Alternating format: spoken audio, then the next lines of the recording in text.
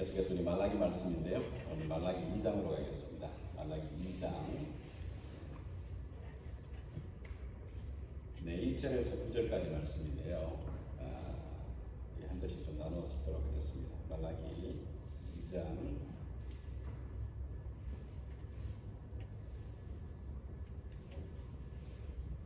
구약 성경 1328페이지쯤에 있습니다. 말라기 2장입니다. 자, 1절 서로 이렇게 한 절씩 나누어서 읽도록 하겠습니다. 제가 먼저 읽겠습니다. 1절 너희 제사장들아 이제 너희에게 이같이 명령하노라. 너희가 마음에 두지 아니하며 마음에 두지 아니하여 내 이름을 영원히 하지 아니하며 내가 너희에게 종들을 내려 너희의 부모를 거두었으나 내가 이미 저주하였나니 이는 너희가 그것을 마음에 두지 아니하였습니다. 보라 내가 너희의 자손을 꾸짖을 것이요 똥 곧 너희 절기의 희생의 똥을 너희 얼굴에 바를 것이라. 너희가 그것과 함께 제하여 버림을 당하리라. 내가 이 너희에게 이르는 내 이와 나의 언약을 상행하여 너희가 알리라. 레위와 세운 나의 언약은 생명과 평강의 언약이라. 내가 이것을 그에게 준 것은 그로 경외하게 하려 함이라. 그가 나를 경외하고 내 이름을 두려워하였으며 그에게는 죄를 없었고 그의 입에는 불량이 없었으며 그가 화평함과 전쟁하고 나와 평안하며 많은 사람들을 돌이켜 죄에서 떠나게 하느니라. 제사장의 입술은 지식을 지켜야 하겠고 사람들은 그의 입에서 율법을 구하게 되어야 할 것이니 제사장은 만군의 여호와의 사자가 됨이거늘 내가 그를 위해서 떠나 많은 사람을 돌이키게 하리라. 너희가 내 길을 지키지 아니하고 율법을 행할 때에 사람에게 치우치게 하였으므로 나도 너희로 하여금 모든 백성 앞에서 멸시와 천대를 당하게 하였느니라 하시니라. 아멘. 말라기에서의 내용은 조금 우리가 읽기가 참 부담스러운 하나님의 경고의 메시지가 있습니다. 말라기 1장 1절에 이렇게 말하죠. 말라기를 통해서 하나님이 주시는 경고입니다. 경고의 메시지다 보니까 좀 무거운 메시지입니다. 우리가 지난 시간에는 하나님이 첫 번째 이 이스라엘 백성들이 주시는 경고의 메시지 중에 가장 핵심적인 건 뭐냐면 가장 중요한 문제의 핵심, 영적인 타락의 시작, 그리고 그것은 바로 예배였습니다. 예배 안 나가기는 또 사람들 눈치 보이고 드리자니 하나님께 너무 아깝고 그래서 그들이 하나님 앞에 드리는 제물이 예배의 그 심령이 무너지는 것들이 어디서 나오냐면 하나님께 드리는 것. 하나님 보십니다. 그래 너희가 나를 사랑한다고 너희를 나의 이름을 경외한다고 그런데 너희 드리는 예물을 한번 보자. 눈먼 것, 흠 있는 것, 가치 없는 것. 너희들 그것 가지고 나에게 나오면서도 하나님 예배한다고 경외한다고 하나님의 이름을 높인다고 말하느냐. 하나님 그렇게 말씀하십니다. 너희 그 재물을 너희 총독에게 한번 드려봐라. 그것 받겠냐. 너희가 세상에 보이는 눈에 보이는 그 권력과 힘을 의지하면서 그들에게는 너희가 줄을 서고 좋은 것 주고 좋은 것 내려고 뇌물을 써가면서까지 하는데 정말 그것을 정말 너희가 내게 가져오는 것들은 흠 많고 가치 없고 율법이 정하지 않은 율법이 허락하지 않은 것들을 가지고 오는 그 이스라엘 백성들을 바라보고 하나님께서는 제발 누가 저 들어오는 하나님의 성전문을 좀 닫아버렸으면 좋겠다라고 할 정도로 하나님은 굉장히 경노하십니다. 하나님은 결국 뭐냐면 이런 삶이 동반되지 않는, 마음이 담겨지지 않는 그런 형식적인 예배, 그런 예배 이제 그만하자고 말씀하시는 겁니다. 이제 그런 예배 내가 받기를 원치 않겠다고 말하는 겁니다. 그것이 첫 번째 경고의 메시지였는데 오늘 이 본문에는 하나님의 분노, 하나님의 경고가 더 절절하게, 절실하게 좀 나타나게 됩니다. 이스라엘 백성들의 그 굳어져 버린 마음들, 마음이 무뎌진 그 영적으로 무뎌진 그 마음을 향해서 하나님은 계속해서 말씀하시는데 특별히 이 리더들, 제사장과 레위인들을 향해서 하나님은 아주 강하게 지체를 하시죠. 우리 3절을 보시게 되면 하나님께서는 특별히 제사장들의 얼굴에 똥을 발라버리겠다. 야, 이런 표현이 어떻게 성경에 나오나 싶잖아요. 그런데 보십시오. 3절에 하나님께서 내가 너희들에게 그 수치함을 입도록 만들어버리겠다는 겁니다. 여러분 혹시 그 옛날 그 영화로도 그렇게 아니 그 드라마로도 그렇게 나오는 것 같은데 김두한이라고 하는 원래 이게 주먹 쓰던 사람이 국회의원 되어가지고 국회에 들어갔더니 나라 정치한다는 사람들 정치하는 꼴 보니까 이 조폭들 세계에서도 하지 않는 그런 일들을 하는 걸 보면서 막 분통이 터져가지고요. 여러분 잘 아시잖아요. 야인시대 후게 되게 되면은 오물통 들고 들어와가지고 국회에다가 오물을 던져버리잖아요. 그 사건이 있었는데 사실 그 사건의 원조가 성경에 이 말라기에 나오는 겁니다. 보면 사실 하나님이 이렇게 똥물을 이렇게 사실 어디에다 버려버리시냐 하면은 하나님의 성전에다 그렇게 하시겠다는 거예요. 특별히 뭐냐면 하나님을 제사하는 제사장들의 얼굴에다가 여러분 오죽했으면 그 주먹 쓰던 김두한이라도 그렇게 하겠냐면 하나님의 마음이 그런 마음이라는 거예요. 오죽하면 여러분들 느헤미야를 보더라도 우리가 보았지만은 느헤미야도 하나님 앞에 제대로 된 예배가 절쳐지지 아니하는 그 모습에 분개를 하죠. 그리고 하나님 앞에 드려져야 될 그 귀한 예배의 그 처소에 이방인이 그것도 하나님을 대적하던 자가 들어와가 도비아라고 하는 자기 방을 쭉 차지하고 있는 그런 모습을 보며 분개해가지고 그 모든 집기들을 다 집어 던져버리잖아요. 그리고 추방해버리잖아요. 그런 하나님을 향한 성전을 향한 거룩함에 대한 열심이 우리 주님에게도 있었습니다. 주님이 그 성전에 올라갔더니 하나님의 성전에서 장사하는 겁니다. 여러분 사실은 이 말라기의 이 모습이 신약 시대에 이제는 노골적으로 그렇게 진행되고 있는 겁니다. 노골적으로. 그 와가지고 사람들이 자기 집에서부터 하나님 앞에 드릴 희생 제물을 들고 오고 싶지도 않는 겁니다. 너무 힘든 거거든요, 여러분. 그 제물을 들고 다가오는 것이 얼마나 우리가 지난번 레위기 강의를 한번 들은 적이 있는데요. 그 집에서 자기가 하나님 앞에 드려야 될 그 제물을 가지고서 먼 거리를 같이 걸어오면서 율법이 원하는 흠이 없고 깨끗하고 그리고 나서 상처받지 않게 하려면 얼마나 조심스럽게 데리고 와야 되겠어요. 그게 너무 번거로운 거예요. 너무 귀찮은 거예요. 그래가지고 멤버가 성전 앞에서 그냥 돈 주고 뭐냐면 적당한 거 그들이 사오는 겁니다. 자, 그런데 그 적당하게 사오는데 그게 또 뭐냐면은 커미션이 붙는 거예요. 소위 말해 제사장들이 앞에서 제사장들이 직접 장사는 못 하잖아요. 장사치들을 다 소위 말해 자리 마련해주고 그리고 그 뒷돈 챙기고 그런 것들에 대해서 예수님께서 분개하시는 겁니다. 그래서 결국은 상을 엎어버리고 내 집은 만민이 기도하는 집이라. 하나님이 그렇게 말하신 집을 너희가 이렇게 더럽게 회방하는 것들에 대해서 하나님 예수님께서 분노하시죠. 이렇게까지 하시는 그 이유, 하나님께서 왜 이렇게 똥물을 다 뒤집어 엎어버리려고 내가 너희들에게 그런 수치함을 입혀버리겠다라고 하시는 그 이유가 뭐냐면 여기 보게 되게 되면 오늘 4절에 그 이유가 나오죠. 4절. 자, 4절 다시 한번 읽어보겠습니다. 시작. 만군의 여호와가 이르노라 내가 이 명령을 너희에게 내린 것은 레위와 세운 나의 언약이 항상 있게 하려 하는 줄 너희가 아니라. 왜 그렇게까지 하나님이 분노하시느냐 하면 왜 그렇게까지 하나님께서 경노하시고 경고를 하시냐면 레위와 세웠던 그 언약이 있는데 이 언약을 내가 지키고 이 언약을 유지시켜 나가기 위해서는 내가 이렇게까지 하겠다라고 하는 얘기입니다. 여러분 그렇다면 우리가 좀 주목하는 게 오늘 밤에 레위와 세운 나의 언약 이게 도대체 뭔가? 우리가 성경 지난번 통독할 때도 어떤 분이 도대체 이게 뭔가요? 레위와 세운 언약이라는 게 뭘 의미하죠? 라고 질문하시는 분이 좀 계셨어요. 아마 오늘 이 시간이 조금 더 구체적으로 배우는 시간이 되는데 여러분 레위라고 하는 이 지파 이름 자체가 야곱의 아들의 이름이죠. 야곱의 아들들의 이름. 여러분이 잘 아시는 대로 야곱에게는 4명의 아내가 있었습니다. 참 그러다 보니까 집안이 하루도 이렇게 편할 날이 없는 겁니다.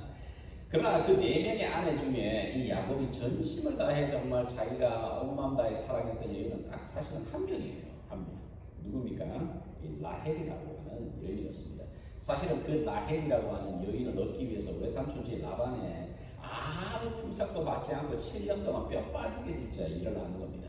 그 대가로 뭐냐면 내가 네가 좋아하는 딸 주겠다는 거 아닙니까? 그래서 무위푼으로 7년을 열심히 섬기고 그리고 결혼식 날 결혼식을 치러요. 결혼식 날 얼마나 기쁜 가운데 이제 뭐 술을 마셨든지 아마 곤드레 만들어 돼가지고요. 그리고 근데 다음날 아침에 일어났더니 자기 옆에 누워 있는 게 라헬이 아닙니다. 레아죠. 첫째. 그래가지고 다시 뭡니까? 외삼촌 라반이 7년을 더 일하게 되면 네가 사랑하는, 네가 원하는 그 라헬을 주겠다. 그래서 또 야곱이 뭐냐면 그거 하지 않고 또 7년을 더 하는데 야곱이 라헬을 사랑함으로 7년을 수일같이 여기더라. 사랑의 힘이에요, 진짜. 14년 아닙니까? 그 긴 시간을 보내면서 결국은 얻은 그 아내가 라헬입니다. 자, 그런데 첫 번째 얻었던 레아와 라헬이 결국은 마음의 이 사랑을 차지하고자 하는 이 갈등이 집안에서부터 일어나게 됩니다. 그래서 자기의 여정도를 야곱에게 허락해가지고 자녀들을 낳는 경쟁이 일어나요. 결국은 이 4명의 아내를 통해서 야곱은 12명의 아들을 얻게 되는 겁니다. 그 가운데 한 명이 바로 레위입니다. 레위. 시몬과 레위, 여러 이름들이 있듯이. 자, 그런데 여러분, 야곱의 인생이 굉장히 파란만장합니다. 정말 그의 인생은 자기가 뿌려놓았던 씨앗을 거두는 인생들이었어요. 그런데 그 파란만장한 인생 가운데 창세기를 보게 되게 되면 한 사건이 뭐냐면 야곱에게 딸이 하나 있는데 그 디나라고 하는 이 딸이 그 가나안 땅에 머무는, 하나님이 베델로 올라가라고 말하지만 베델에 머물러서 하나님을 섬기겠다고 약속해 놓고도 베델보다는 딴 세겜 쪽으로 가버리거든요. 그리고는 그 세겜 땅 지역에서 살면서 결국 뭡니까? 그 가나안 땅의 족장이었던 아들에게 자기의 이 딸이 성폭행을 당해버리는 거예요. 그 사건을 이렇게 접한 상황입니다. 자, 그럴 때 이상하게도 이 아버지인 야곱은 침묵합니다. 그 일에 대해서 분노하는 것도 아니고 왜 그랬을까요? 왜냐하면 그 디나가 자기가 사랑하는 여인 라헬에서 난 딸이 아니거든요. 사실 레아에서 난 딸이기 때문에 그렇게 애지중지하지 않았다는 겁니다. 사실. 그런데 더더욱이 뭐냐면 그 아버지의 태도가 이 레아 첫 번째 이 아내인 레아에서 태어난 그 아들이 바로 레위와 시므온입니다. 이 두 아들을 분노하게 만드는 겁니다. 아니 어떻게 아버지가 돼가지고 딸이 그런 끔찍한 일을 당하고 왔는데도 위로하는 말 한마디 없고 어떻게 무언가에 대해서 그게 분노하는 것도 없고 대책을 세우는 것도 없고 아무런 반응도 안 하는 겁니다.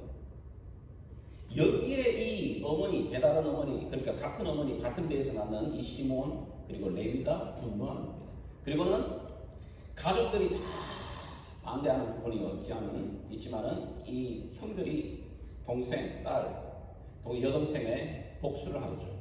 그 복수가 여러분이 성경에 나와 있잖아요. 어떻게 하냐면 결국 뭐냐, 이들이 화친한 척하면서 가나안의 그 사람들에게 자신들의 전통을 따라서 너희가 내 여동생을 취하려면은 너희들이 우리가 할례를 행하듯이 너희들 모든 남자들이 할례를 행해야 된다.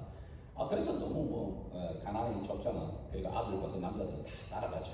자, 할례를 행하고 난 다음에 가장 고통스러울 그때 그때에 이 레위와 그 다음 시므온들이 뭐냐면 칼을 들고 가가지고 그 가나안의 남자들을 쳐 죽이거든요.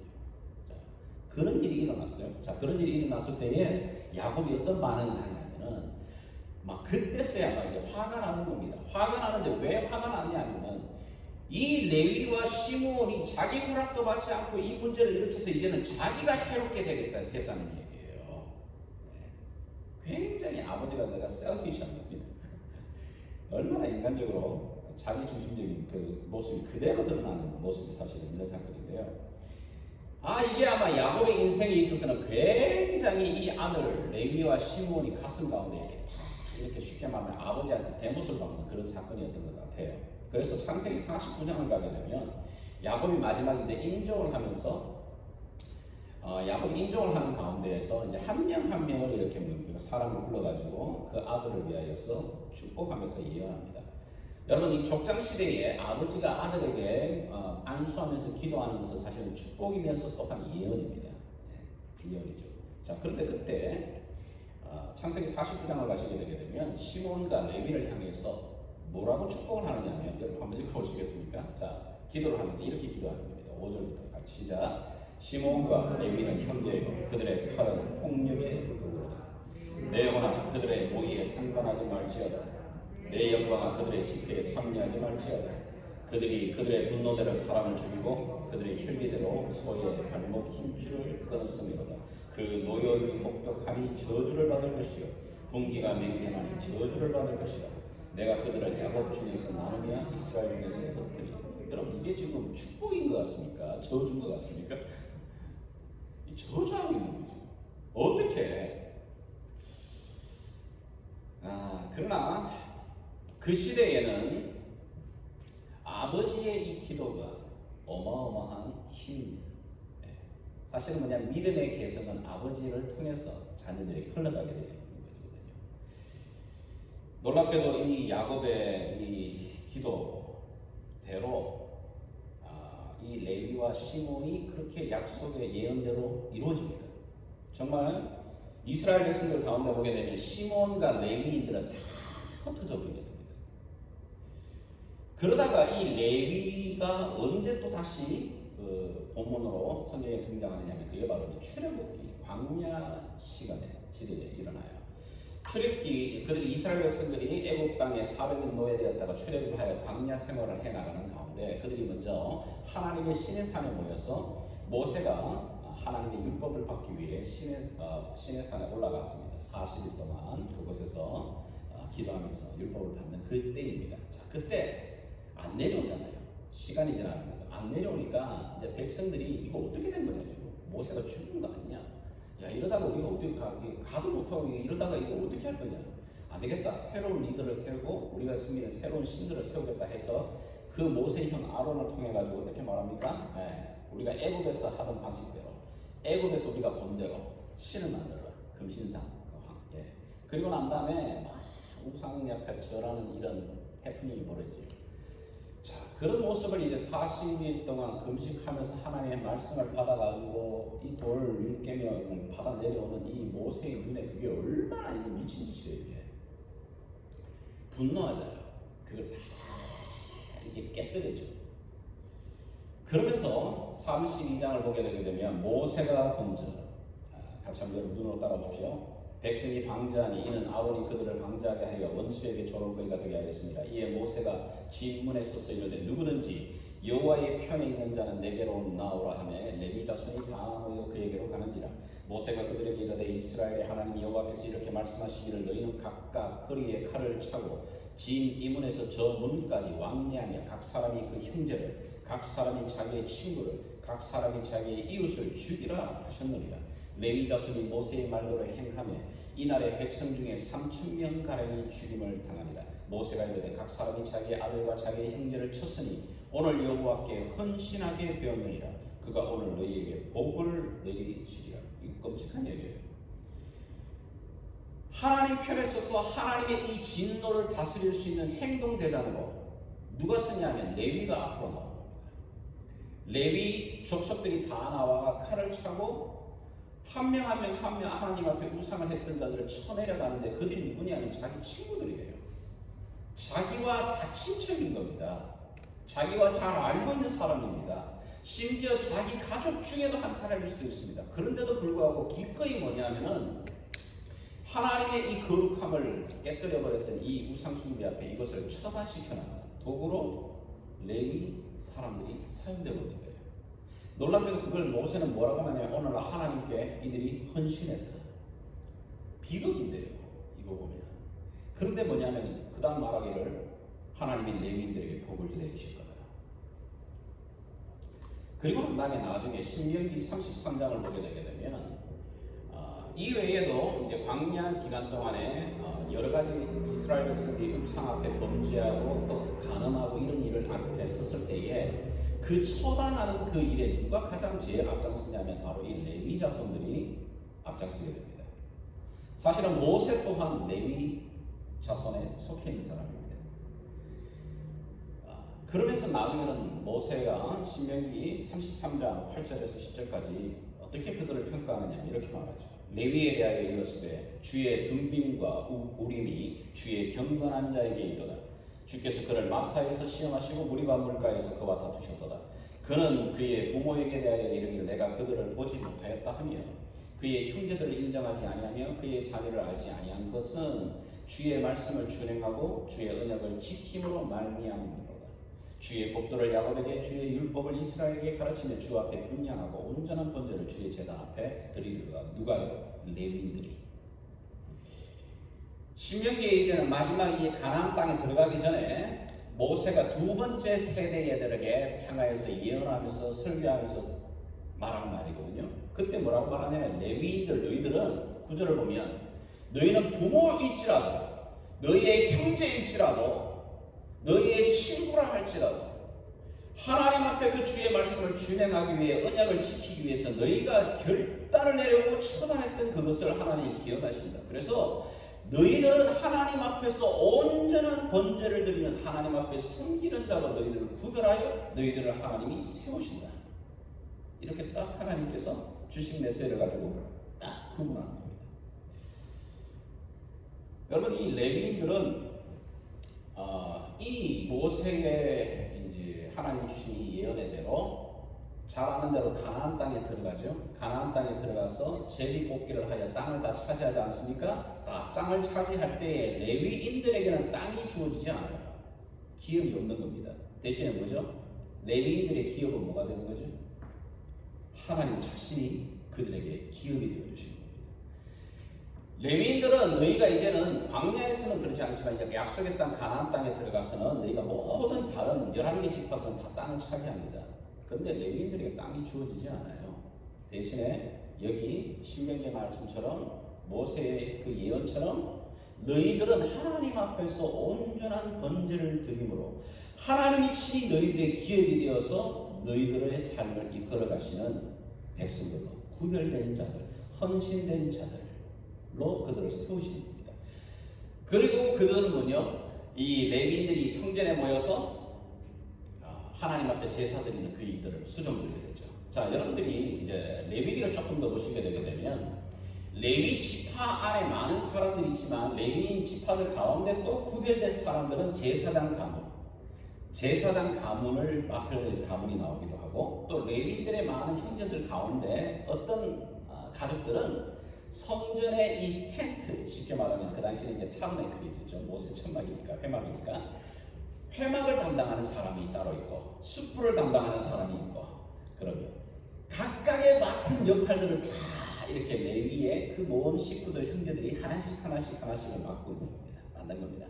그리고 그들이 매일 1년 365일 동안 성전에 있는 게 아닙니다.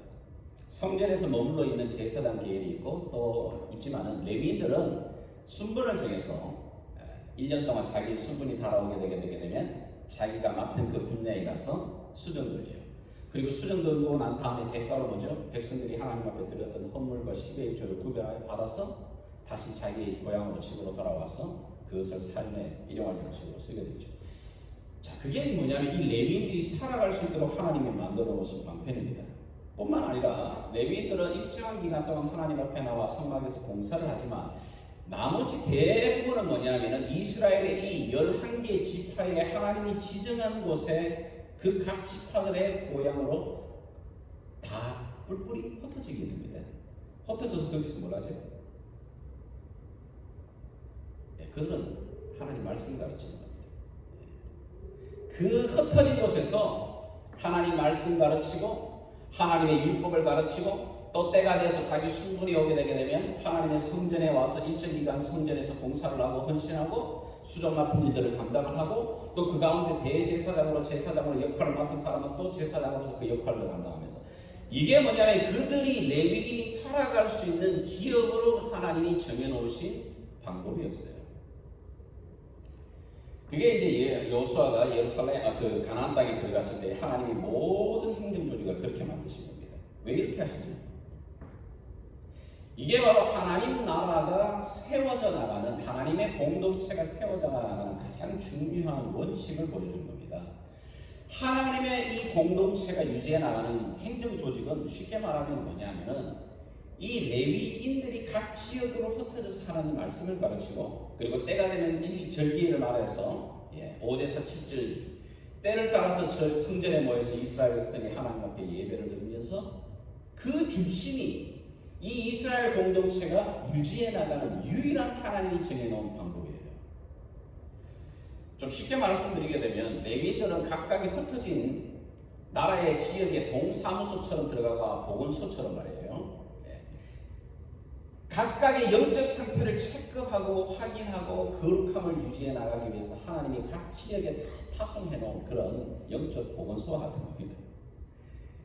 요즘같이 이렇게 바이러스가 막 퍼지잖아요. 막 퍼질 때에 아주 큰 이렇게 병원들이 있습니다. 근데 그 큰 병원들이 다 감당을 못할 때 어떻게 하냐면 각각 지역에 아주 작은 지역에 거기에다가 그 지역을 커버할 수 있는 병원, 센터 같은 보건소를 다 만들어 놓죠.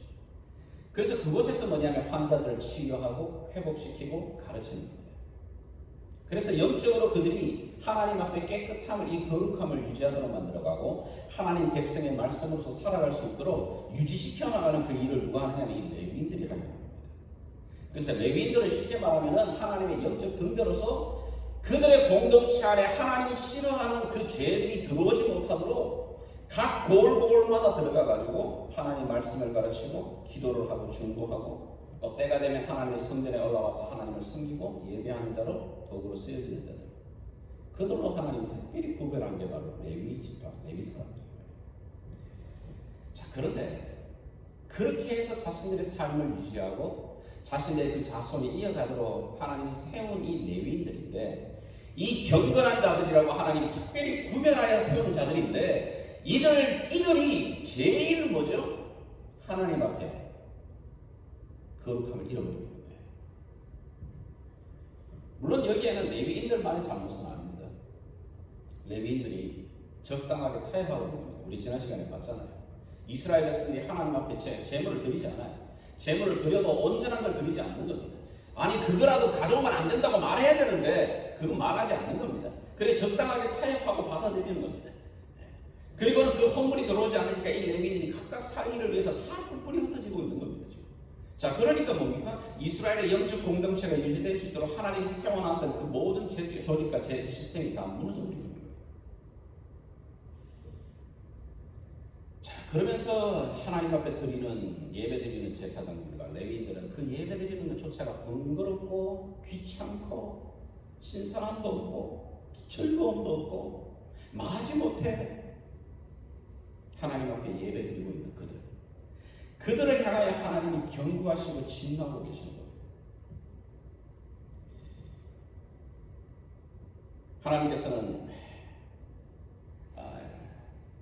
이런 하나님의 예배의 삶의 모든 삶의 이 하나님의 나라의 공동체의 이 틀을 무너뜨리고 있는, 무너지고 있는 이 일을 감당하고 있는 제사장들, 레위인들을 향해서 하나님이 경고하시는 겁니다. 내가 너희들 얼굴에 똥칠을 해버리겠다.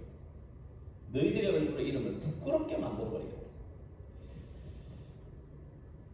그럼에도 불구하고 4절을 보시면, 오늘 본문의 4절을 보시게 되면 하나님이 뭐라고 말씀하시냐면, 그러나 내가 너희들에게 이렇게 엄하게 경고를 하는 이유는 성전문 닫아버렸으면 좋겠다라고 하는 이런 진노의 메시지를 던지는 이유는 이렇게 하겠다는 게 아니라 이 메시지를 듣고 어떻게 해요?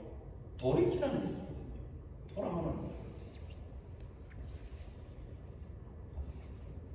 여러분, 하나님의 이 진노함이라는 것은 정의라는 걸 그렇습니다. 공의라는 거는 것은 하나님의 공의로움, 거룩함에 대해서는 그 모든 부분에서 거룩함이 온전하게 깨끗해지지 못하는 부분이 있다면 하나님은 끝까지 그거를 물고 늘어지십니다. 그러나 하나님은 또한 사랑이십니다. 하나님께서는 마지막에 결국은 뭐냐면 하나님의 이 공의로움과 거룩함을 회복하기 위해서 결국은 자신이 자신을 내어 던지십니다. 공의만 있으면 안 되고 그게 뭡니까? 완벽한 하나님의 사랑이 함께 이루어지게 될 때 그 정의로움이 온전해지잖아요. 무조건 법에다 갖다 대놓고 칼날 쳐버리는 그런 게 아니고 사랑하기 때문에 이것을 내미는 겁니다. 이렇게 해야만 너희가 건강을 유지하고 이렇게 해야만 너희가 영적 상태로 깨끗함을 유지해서 공동체가 유지되고 너희 가정이 유지되고 너희들의 인생이 하나님이 계획한 대로 나아가게 되는데 그렇지 못할 때 하나님은 계속해서 하나님은 외치시는 거예요. 외과 의사들을 보내서 선지자들을 보내서 돌이키라고 말씀하시고 때로는 하나님께서 진노하심으로 말미암아 이방 백성들에게 넘기시기도 하시고 그럼에도 불구하고 하나님 돌이키시기만 하면 언제든 다시 회복시키십니다. 언제든 회복식과 치유를 주시는 겁니다. 그 일들을 감당해야 되는데 이 감당해야 될 이 레위인과 제사장이 그 일을 하고 있지 않는 겁니다. 지금. 그래서 하나님께서는 그 약속대로 내가 너희들과 약속했던 그 레위와 세웠던 영원토록 이 약속을 이 레위 언약을 내가 유지시켜 나가겠다고 하던 이 일을 너희는 못하지만 내가 해갈 거다. 어떻게 해갈 수냐? 결국은 마지막 우리의 대제사장 되시는 예수 그리스도 그분을 통해서 새로운 레위인들을 세우시는 겁니다. 새로운 레위인들. 그 레위인들이 누구죠? 신약이 바로 예수 그리스도의 몸된 교회 공동체가 되는 거예요. 그 교회 공동체가 가지고 있는 역할이 뭐냐면 그 교회 공동체를 통해서 그 공동체를 통해 그 지역이 그리고 그 민족이 그리고 그 속에 그 주변이 죄악으로 덮여질 때에도 그 레위 공동체를 통해서 그 지역을 지켜나가고 유지하고 깨끗함을 유지해 나갈 수 있는 마지노선의 이 방음하고 하나님이 그렇게 두신 공동체입니다. 근데 마지막 노선이 되는 그 레위 공동체가 되는 교회가 무너져버리면 어디든 그렇습니다. 마지막에 무너지는 민족이 사라지고 민족이 세워지고 사라지는 그 마지막의 때를 보게 되면 반드시 뭐냐면 종교가 무너져 버립니다. 종교계가 타락을 한다? 종교계가 무너졌다는 말은 이미 벌써 뭐냐면은 정치는 말할 거 없고요. 정치는 이미 뭐 손댈 것도 없고 정치, 사회, 교육, 문화, 심지어 가정까지 이미 다 크럼프트가 된 상태라는 겁니다. 그래도 좀 유지되어야 될 이 종교 그리고 유지되어야 될 이 교회 안에 이 거룩함을 앞세우고 있다고 하는 자들 그 안이 무너져 버리고 있다는 걸 넉넉히 보고 있다는 말은 사회 그 주변이 얼마만큼 무너지고 있는지를 단적으로 더 드러내고 있는 겁니다. 여기 지금 제사장들과 레위인들을 향하여 하나님이 계속해서 집중해서 하시는 말씀은 이들의만의 문제가 아니라 이 거룩함을 유지하고 하나님 앞에 구별되었던 레위인들 제사장들조차 이렇게 무너지고 있다면 그 시대에 사회의 가정과 문화 모든 공동체가 어느 정도로 무너지고 있는가를 단적으로 보여주고 있는 거예요. 여러분 사실 그렇기에 우리가 하나님 앞에 부름을 받은 교회 공동체 우리가 이제 교회로 모인다고 할 때 단순하게 우리가 모여서 좋은 말씀 듣고 예배 드리는 것 이 정도로만 그치면 안 됩니다. 사실 하나님이 신약시대의 교회를 세우시고 구약시대의 레위 공동체를 그렇게 구별하여 세우시는 이유는 그 공동체를 통해서 그 가정이 또 그 지역이 그리고 그 민족이 하나님 앞에서 살아갈 수 있는 통로로 만들어 놓으신 기관이거든요. 근데 그것이 제 기능을 발휘하지 못하면 온 사회에 일어나고 있는 수많은 일들을 제어해 나갈 수 있는 자체 방해해 나갈 수 있는 이 스스로 이렇게 클린할 수 있는 이 능력조차를 이렇게 잃어버리게 되는 거예요. 여러분 저희가 오늘 좀 이 메시지를 제가 전해드리는 것은 우리가 우리 교회를 위해서도 기도해야 되겠고 또 나아가 우리 교회뿐만 아니라 우리가 속해 있는 이 지역 그리고 우리가 속해 있고 있는 이 나라 그리고 속하고 있는 우리 민족이라고 하는 이 공동체를 우리가 참 무겁게 받아들이면서 기도할 필요가 있습니다. 오늘날 한국에서 대한민국에서 일어나고 있는 일들을 볼 때마다 가슴이 참 아파요 진짜. 근데 한편으로는 참 목사인 저 자신이 너무너무 그런 면에 대해서 먼저 제일 문제는 목사들이에요. 사실 리더들이에요. 그 부분에서 올바로 서도 못했기 때문에 제대로 말씀을 안 가르쳤기 때문에 제사장들이 잘못된 재물을 가져오게 되면 그거 죄라고, 그거 하나님 앞에 드리는 거 온전치 않다고 말해야 되는데 말을 못한 거예요. 사실 죄를 제대로 지적하지 않았던 겁니다. 이렇게 가면 안 된다고 말해야 되는데 말 못한 겁니다. 생계가 달려있으니까. 그 일들이 타협되고 오다 보니까 그 속에 하나님이 싫어하는 것들이 세상은 달라요. 교회 안에서도 거짓이 그것들이 진행되고 있고 행해지고 있고, 옛날에는 이게 인터넷이 발달되지 않아서 잘 몰랐는데 이제는 뭐 지역 수시간에 그 부패한 모습들이 온 사방으로 까발려지는 겁니다. 근데 그것들을 바라보면서 무뎌지는 겁니다. 이렇게. 이래서는 안 되지. 이래서는 안 되지. 그게 아니라 이제는 먹먹하게 무뎌져 가지고 돌같이 굳은 마음이 돼 가지고 전혀 거기에 대해서 자복하는 마음도, 회개하는 마음도, 애통하는 마음도 무뎌집니다. 이런 말라기 시대의 마지막의 모습은 오늘 저와 여러분들이 우리가 살아가고 있는 모습과도 참 많이 닮은 꼴들이 많아요. 이 속에 하나님이 우리에게 주시는 유일한 약속이 뭐냐면, 그럼에도 불구하고 하나님의 약속이 뭐냐면, 내가 레위와 세웠던 이 언약, 이게 언약이 뭐죠? 평강의 언약, 회복의 언약, 거룩의 언약. 내가 이걸 지켜나가겠다. 이걸 지켜나가겠다. 그래서 예수 그리스도를 통해서 교회를 세우시고 이 어려운 시간 동안에도 계속해서 교회를 새롭게 하나님 갱신시켜 나가십니다. 교회 자체가 스스로가 갱신되지 않을 때는 하나님 어떻게 하시죠? 하나님 스스로가 삶의 모든 역사를 뒤집어 엎어가면서도 하나님 교회를 새롭게 만들어 가십니다. 지난 교회의 2000년의 역사를 보게 되면 그렇습니다. 예루살렘 교회도 너무너무 좋아가지고 하나님 뜻대로 나가지 않으니까 하나님 어떻게 하냐면 핍박을 통해 강제적으로 흩어버리시는 거예요.